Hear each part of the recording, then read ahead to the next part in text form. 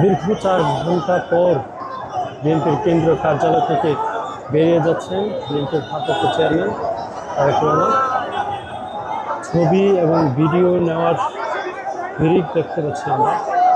দীর্ঘ 17 বছর পর দেশে ফেরার কারণে তার প্রতি নেতাকর্মীদের যেই আবেগ উচ্ছ্বাস, তার বহু প্রকাশ হিসেবে তিনি যেখানে যাচ্ছেন তার গাড়ি বহর ঘিরে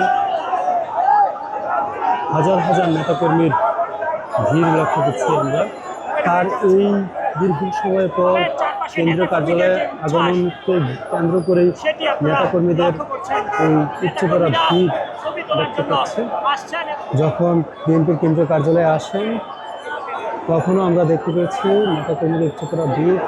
নেতাকর্মীদের ভিড় ফেলে তার গাড়ি বহর যে রাস্তায় একটি ছোট কাগজের টুকরো পড়ে থাকে সেটি কুড়িয়েও দেশের জনগণের জন্য কাজ করে সবাই সেই কথা উল্লেখ করেন। এছাড়া চিকিৎসাধীন অবস্থায় থাকা তার মায়ের সুস্থতা কামনা করে নেতাকর্মীদের কাছ থেকে তিনি প্রার্থনা কামনা করেন। এছাড়া তার নিজের জন্য প্রার্থনা কামনা করেন এবং তিনি অতি শীঘ্রই রাজনৈতিক কর্মসূচি যখন দিবেন তখন নেতাকর্মীদের সাথে ভাষণ দেবেন, সেখানে কথা বলবেন, সেই আশা ব্যক্ত করে তিনি